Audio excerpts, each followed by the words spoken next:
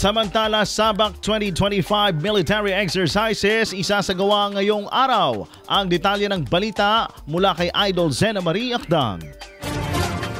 Inihayag ng 51st Infantry Brigade, 5th Infantry Division, Philippine Army ang pagsasagawa ng ikalawang yugto ng Salaknib Balikatan Exercise o Sabak 2025, katuwang ang 25th Infantry Division ng US Army simula ngayong araw June 16 hanggang June 20, 2025. Bilang bahagi ng naturang pagsasanay, inaasahan ang pagdaan ng mahabang konvoy ng mga sasakyang pandigma sa mga lansangang mag-uugnay sa Fort Magsaysay, Nueva Ecija at Camp Melchor de la Cruz sa Gamo, Isabela. Kasama rin sa mga aktibidad ang air insertion o military freefall na gaganapin sa Bagabag Airstrip, Nueva Vizcaya at fast rope insertion and extraction exercises sa ISU Oval at Tiague, Isabela. Ayon sa 501st Brigade, ang Sabak 2025 ay bahagi ng regular na pagsasanay sa pagitan ng Pilipinas at Estados Unidos upang hasain ang kasanayan ng mga sundalo sa magkabilang panig at tiyakin ang kahandaan sa mga senaryong pangmilitar. Layunin din nito na higit pang paigtingin ang interoperability at kahusayan ng mga sundalong Pilipino at Amerikano sa mga makabagong taktika at operasyong militar. Hinimok din ng militar ang publiko na manatiling kalmado at huwag mangamba sa presensya ng mga sundalo at sasakyang militar sa mga lugar ng aktibidad dahil ito ay bahagi ng planado at regular na military exercises na isinasagawa sa ligtas at kontroladong kapaligiran. Idol, nanunuyuba at humihina ang elasticity o pagbanat ng balat,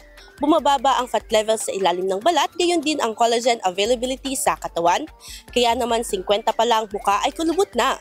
Para mapigilan ang mabilis na pagtanda, mag-DTX 500 na. Pinaparami ang cell regulators gaya ng retinols, peptides at growth factors para sa collagen metabolism and production. Sa DTX 500, hindi lang balat mo ang magiging makinis kundi ang selula ng iyong buong katawan. Para maging healthy, mag-DTX 500 palagi. Para sa IFM News, ako si Idol Zena Marie Akdang, Idol. IFM News.